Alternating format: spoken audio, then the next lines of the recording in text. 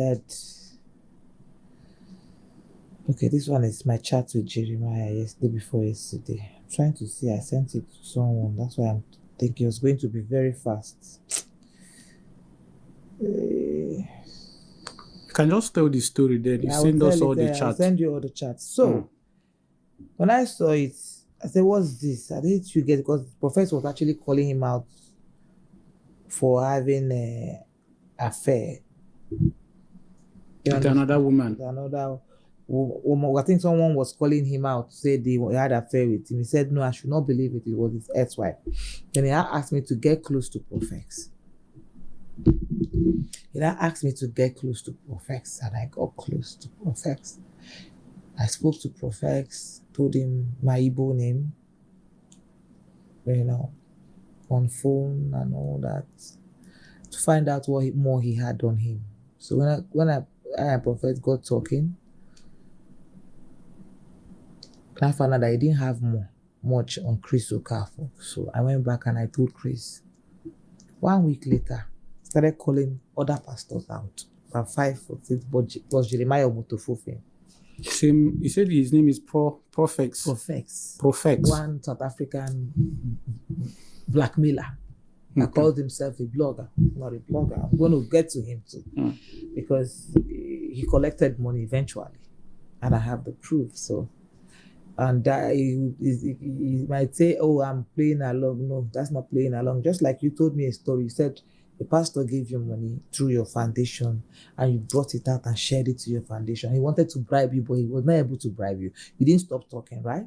So if you were doing the right thing, if they bribe you, at least you would tell the people this is what is going on. You didn't say it until I started exposing you. So that's another story. Let me not digress. Now, they came. Chris called me. Andrew, I'm his girlfriend. Put me on 3-way with Prophet Jeremiah.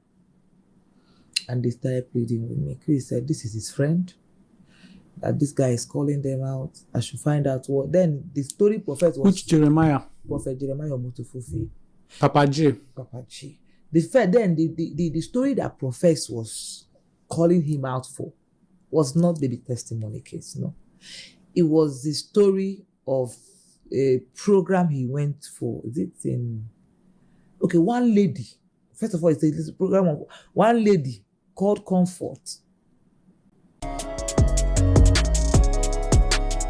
He said the man got the lady pregnant. I don't know how true that is because Prophet can't lie. And it was when I got closer to Prophet that I know what the things he does. So the case Prophet called Jeremiah out first was one Comfort. The girl is late now. So, and it was not Ruth Matthew's case, no. It was Comfort and one case that he went abroad and also somebody died.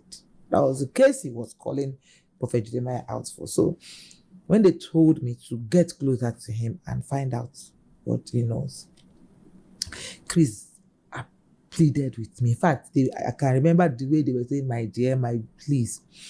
I gave them condition that before I was going to get involved in this, because this might get messy. That 3-way call that I had with Prophet Jeremiah, that was when they were pleading that I should go after Prophet.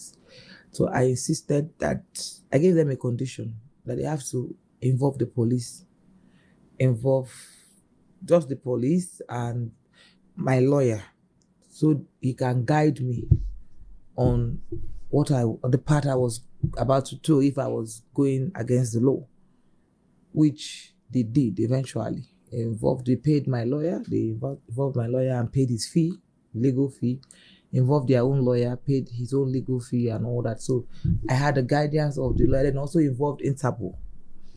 I went to the Interpol, I wrote statements. I also went to EFCC in Benin. I wrote statements. So the lawyers were guiding me, on what to do most times. Now, at the place I want to bring in this topic, because I have a witness, which is my national president. Before getting me involved in this, Ruth Matthew, Profex, calling them out and all that, before I got involved in that, one of the Decembers during the time before I even got married. I think this was around 20, I don't know, can't remember, but rather before I got married. So Chris invited me to his village. Then I went with my national president. I was the one who took my national president and Mommy Chinwo there. So in case he's claiming that I was lying, these are my witnesses. In fact, as a matter of fact, let me give you my national president's number. He's fully aware of the relationship between me and Chris. At least he didn't know that we were dating, but he knew that I've taken him to the village. So if I can go to Chris' village, that means I am very close to him. So I'm like, can you take this number? Okay, my phone. Call him now. I'm sure he would ask him direct question. Yeah, let us verify this one. Live on camera.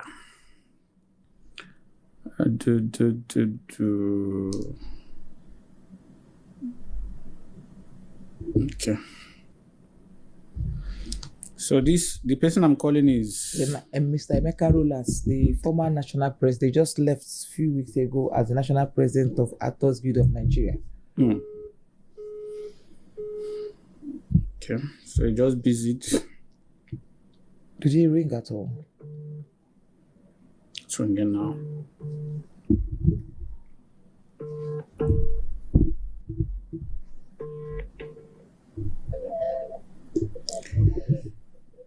Good afternoon, sir. Good afternoon. My name is Kel Armstrong. I'm calling you from the Car Truth podcast. Okay, Car Truth podcast. Yes. Good afternoon, sir. I'm sorry to disturb your afternoon. We have Doris Ogala in our studio, and there's something she said about Chris, you being aware of her relationship with Chris Okafor, and we said we should call you to confirm if this is correct. No, I said I took him to the village. What exactly did she say? She said she took you to Chris' village. In fact, you're on speaker currently, sir. So she's here, and she said she took you to Chris' village. He's not aware that I'm dating Chris, but he has followed me to Chris' village. Okay. Yes. So I want to confirm if it is true that you have followed her to Chris' village. This will give credibility to her story. Of course, yes. Myself and Madam Chinwo we were at Chris' village in Umunze. Okay. What else did she say? Okay, no, she didn't say any other thing. I just want to ask one more question, please. I asked you a question, I didn't respond. So what else? What other question? Go ahead. Okay. So this one is a personal question. It's not like she said something. I want to ask if with was it ever in your knowledge that she's dating Chris Okafor? Why should that be in my knowledge? What should be in my knowledge? You have inquired, I have answered. And taking me there, we didn't go there for crusade. We didn't go there for crusade. We didn't go there for anything. So what else could be happening between him and the lady? Looking for work or clients? Are you there? Yes. Yes. Why you really throwing that question to me? The only person who can answer that question has already told you our version.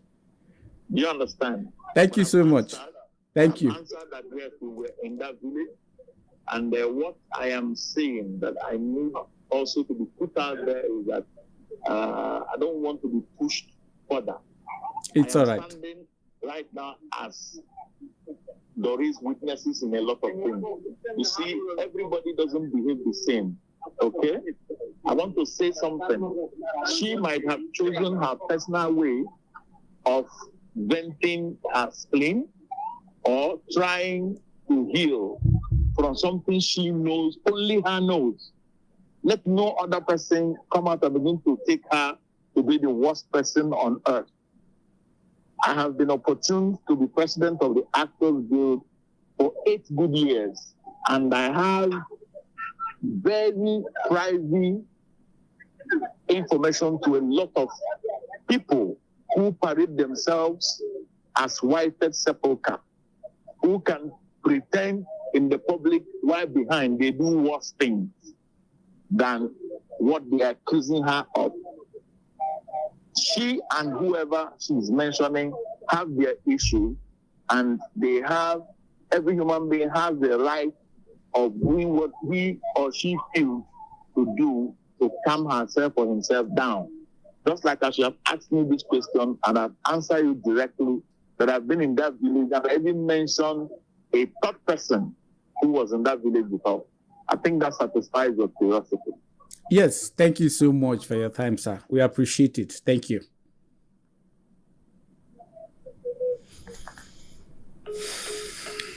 So I believe this answers it, that I wasn't lying. Yes. He even mentioned the name of the village, Umunze. And also a name of another witness. Momichi Nwowo. Oh. I took both of them there. It was my papa, my boyfriend. So just to Calling me confirm something, Yeah. you've been saying that you took them to Chris' village. Do you mean you took them to Chris's house in the village? Yes. Great. His house in the village. Okay. Where his mother, his father is, because usually Chris doesn't travel during Christmas. He must do that his crossover night. So he travels January. So it's around January that he goes to their village. So most times he wants to see me because I'm also in the East. So one of those days that like, okay, president, because my president was around, I said, let's go and see doctor. I didn't even know that he knew him before. My national president knew him before. In fact, that's why I said I want to speak to him before I say this. It was my national president and Chinyere Winifred that did damage control of that one-hand woman. Mm. Yes. Mm. They staged the woman they used to stage. Did, yes. They were the ones that did the damage control. In fact, they were the ones Chris was begging to help call some people to stop driving. I didn't know that he knew Chris before I took. It was when I took them there, thinking I was bringing stars to my boyfriend. You didn't know that they already had a relationship. They knew him, yes. They didn't even mention. It was later I got to find that I hear this part. Because it was Chris that told me. Chris was badmouthing my national president, insulting him, saying my national president is a beggar and all that. I was close to Chris to a point where Chris will be talking to his church member and he will have another phone, his earpiece. I will be hearing their conversations. Sorry, just to take you back a little so that we'll be sure we understand everything. What was the part? What exactly did the national president and Chinyere Winifred do? What kind of damage control? This kind of, because Chris told me. It was Chris that told me. In fact, one of the recordings, I'm going to look for it, where he was saying it, is that it was that Emeka and put my president on the phone. Let him hear this part so that he would answer me. Are you sure it's proper to call him again? Okay, leave him. Yeah. So he said he said that it was Chinyere, and one of the times where we are having issues, him and Chinyere Winifred. He said it was Chinyere and Emeka who they wanted to use that matter to be extorting money from him. The one-hand old matter. Said it was Pastor Ezezebo who deceived him and sent that lady to him, knowing fully well that the lady has been used by other people. So there is change arranging. I don't know. This was what he told me. I have it on record. This person will use and then. I don't know who is the Ezezebo, but he mentioned. In fact, as a matter of fact, he sent me the Pastor Ezezebo's Facebook page, and I should give it to bloggers to drag him. Oh, to pay him back. Yes. For putting him on the hot seat. Yes. So he said it was who the people who have tried find people that were able to, remove the scandals. People that posted it, they will go and meet them to bring it down and all that. And let me tell you, let me go back to Chris. You see here. Now, just before you jump, you were talking about you said Chris used to put earphone on one ear while talking with the prophet. That is where you were before I drew you back. Well, So he used to do that. He used to put AirPod and be talking to his church members. One time he saw more Chinyere, Winifred and the husband. There was a gossip. Chinyere gossiped me. I gossiped Chinyere. So both of us were gossiping. Chinyere said things told him to be careful of me, stay away from Doris, or 4 people in Nollywood. It's Doris that you'll be dating. Emeka told me this, Emeka told me that. That's what Chinyere was telling him. Then him too came and told me what Chinyere was telling him. Me too, I badmouthed Chinyere and told him what Chinyere was also telling my national president that he did. Chinyere said he's dating one woman called Wayo Onicha in the church. That Chinyere said he removed his sister from one of the shop. That Chinyere said he gave Wayo Onicha 10 million naira. Milo 3-in-1 milky and creamy. That Chinyere said one woman was going to report to one of their general overseer. Papa, wait, is there a devil or wait that he called? I've forgotten the name. That the woman is married, that he's the one that fathered one of his child. That Chinyere said this. These are the things that Chinyere, according to, they told me that Chinyere said I have to gossip it back to him. Then, in getting angry, Chinyere also said that he's dating one Amaka in the church. That's what Chinyere said. They told me, allegedly, that's what they told me as gossip. I was not there when he was dating. And I told him the gossip. Then he now got angry. And then some more Chinyere and the husband. And I said, I will show you that voice too. And I told Chinyere them, I was there because I was in that meeting. Chinyere's husband is a pastor in that church. oh, And Chinyere is a member of the church. She's my colleague, an actress. Then I saw more Chinyere and the husband. And I said, Chinyere, the day I sent that voice note to Chinyere screamed. The day I sent her the voice note that I was there, why the man summoned that Chinyere, fat, her body shook. He summoned the both of them and was telling Chinyere, say, the Holy Spirit told me. Holy Spirit revealed that you gossip me. and you are the Holy Spirit. I am the Holy Spirit. And I was in the ear. I will show you that voice note. You hear when she got angry and left, you say, Chibi, you heard it. Chibi, you heard what she's saying. That woman was talking to me. The Holy Spirit told me that you are a maker, have been gossiping me. I am telling you, listen, this is where I am telling you, have I not been good to you in this church? Why would you do that? Why would you do this? This man, Chinyere knew that Holy Spirit did not tell him anything because Chinyere knew who she told the gossip. And she knew where the gossip is coming from. Chinyere Paro. Papa, wait, let me say, no, my daughter, don't talk again. I'm going to just go, excuse me, I'll meet you later. You will see the drama in that voice note. He knew that Chinyere wanted to come and start exposing in front of her husband. He quickly cut Chinyere up and said, cool, I'll meet you later. Then I told him, did you hear it? Did you hear it? Then everything, I have that recording, so I'm going to send it to you. Now, I'll look for it because I will look for where I pack all this happened a long time, so I have to get that particular one. Because I've played it on my page before. So is this such person who really want to protect? Who treat with everybody? I've never told them make anything about it. No, but I'm telling you where the story is written. It's better. Let's even hear what Emeka said told her. Because from this conversation, she will see everything Emeka told her now. Yes. Because at the end of the day, if you don't read that, they will continue. So you are not even safe. Me too. You are not safe. But I don't tell Emeka anything about you. Never. No, it's not about you telling him. One day he saw you around the village, or saw you came or something. So in his mind, probably because he thinks, because he told me, I think he said he was saying how he used to give women to Suleiman, how he used to give women to Jeremiah. And I said, men of God.